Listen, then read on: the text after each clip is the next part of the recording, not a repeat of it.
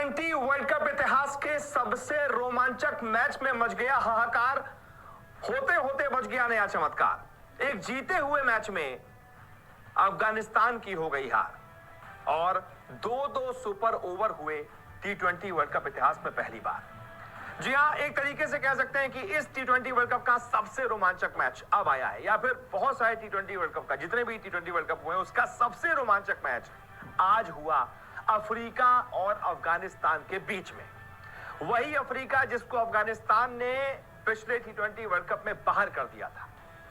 Africa के मन में वो बदले की आग धधक रही थी, लेकिन अफगानिस्तान ने भी ऐसा लग रहा था कि सोच कर आई थी कि आज कुछ बड़ा करेंगे। चमत्कार होते होते बचा है, समझ लीजिए। आज अफगानिस्तान ने लगभग चमत्कार कर दिया था। 2-2 super over T20 world cup के इतिहास में पहली बार किसी मैच में हुए हैं। क्या कुछ हुआ पूरे मैच में, कैसे एक जीता हुआ मैच अफगानिस्तान हार गई, ये मैं आपको समझाता हूं। स्कोर बोर्ड देखिए।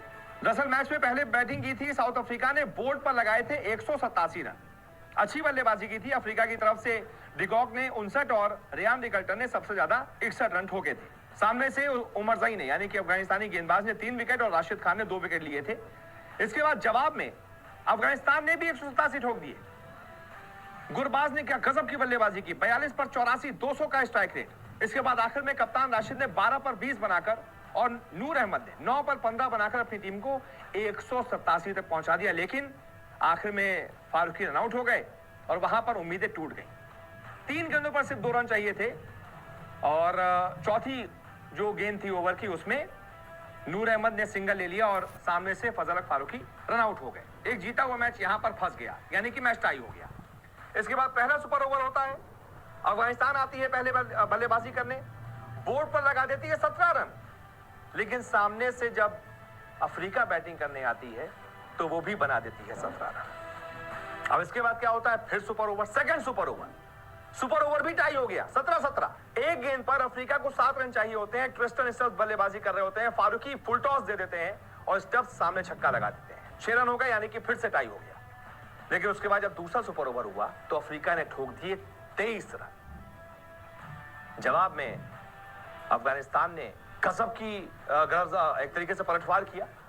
पहली 2 गेंदों पर 0 रन, नबी आउट, यानी कि 4 गेंदों पर चाहिए 24 रन।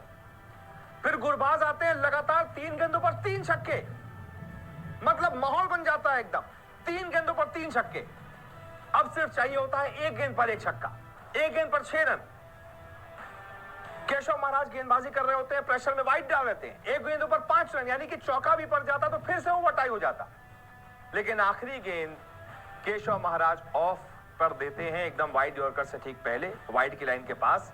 गुरबाज उसको डिस्पैच करने में नाकामयाब होते हैं। सीधा फील्डर के हाथों में कैच हो जाता है और इस तरीके से हो जाती है साउथ अफ्रीका की जीत और अफगानिस्तान की एक जीते हुए मैच में हार।